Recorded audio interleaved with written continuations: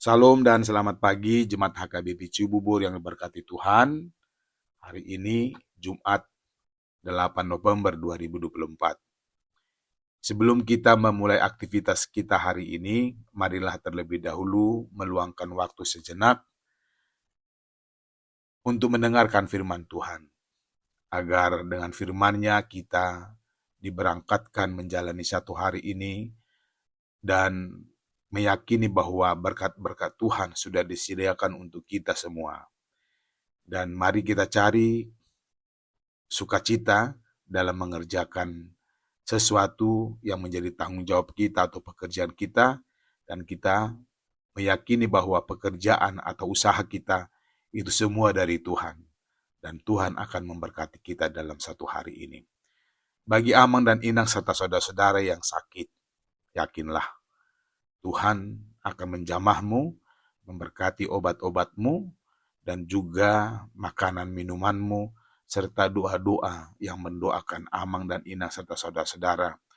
Semuanya untuk menyemangati dan menjadi sembuh, untuk menyembuhkan tubuhmu dari penyakit yang saat ini sedang menderita. Dan bagi Amang dan Inang yang akan bekerja, selamat bekerja, hati-hati di jalan, dan tetaplah yakin bahwa satu hari ini Tuhan bersama dengan Amang dan Inang, dan pekerjaan apapun itu diberkati Tuhan. Usaha apapun itu akan dilipat gandakan untuk menjadi sukacita bagi kita, agar kita lebih semangat lagi untuk memuji Tuhan.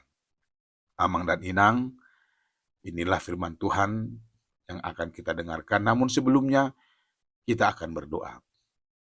Kita berdoa. Kasih karunia dan damai sejahtera dari Allah Bapa dan dari anaknya Tuhan Yesus Kristus, kiranya menyertai kamu sekalian. Amin.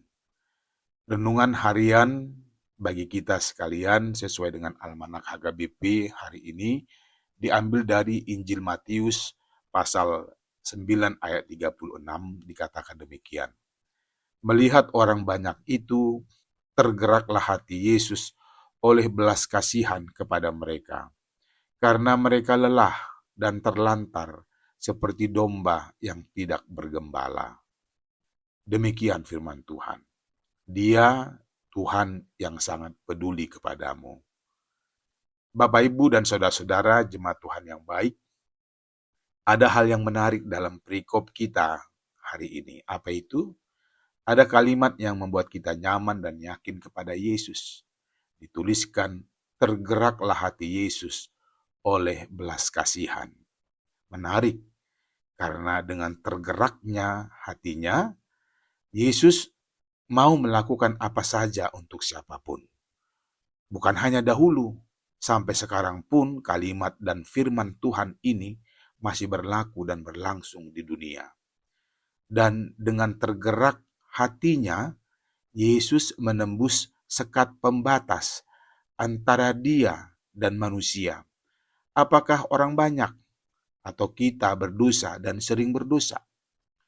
Yang Yesus tahu bahwa dengan hati yang tergerak, dia mau melakukan sesuatu yang kita butuhkan. Menarik bukan? Kalimat dalam firman ini sungguh membuat kita tidak akan ragu mengiyakan panggilannya sebagai pengikut Yesus. Dengan mengikut Yesus, seperti konteks firman-Nya hari ini, orang banyak yang selalu setia, yang rela meninggalkan kesibukan mereka untuk mendengarkan ajaran, teaching dari Yesus. Karena ada hal yang baru dan membuat orang banyak kala itu senang dengan apa yang diajarkannya. Belum lagi masih dalam konteks yang terjadi saat itu, setelah dia berkhotbah preaching di bukit, Yesus dapat bersedia untuk menyembuhkan orang-orang sakit yang datang kepadanya. Dan setelah itu firman-Nya, melihat orang banyak itu, tergeraklah hati Yesus oleh belas kasihan kepada mereka, karena mereka lelah dan terlantar seperti domba yang tidak bergembala. Yesus tidak tega melihat orang-orang yang datang kepadanya. Yakinkah kita dengan kalimat itu?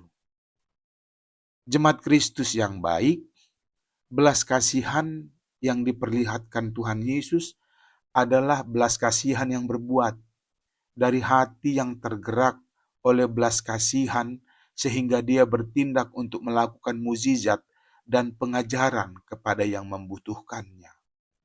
Hal inilah yang harus kita tiru sebagai pengikut Kristus, yaitu belas kasihan yang berbuat, tidak hanya dengan perasaan yang iba, empati, atau agar orang lain melihat dan tahu bahwa kita sudah berbuat baik. Apa yang bisa kita berikan dari diri kita oleh karena belas kasihan untuk keluarga, saudara yang jauh. Jangan hanya memiliki rasa kasihan, tapi tidak ada perbuatan yang nyata. Analoginya, mungkin lampu tidak dikatakan alat penerang jika tidak digunakan. Bagaimana mungkin kita dikatakan pengikut Kristus yang memiliki kasih jika tidak mewujudkan kasih itu kepada kehidupan dalam kehidupan kita?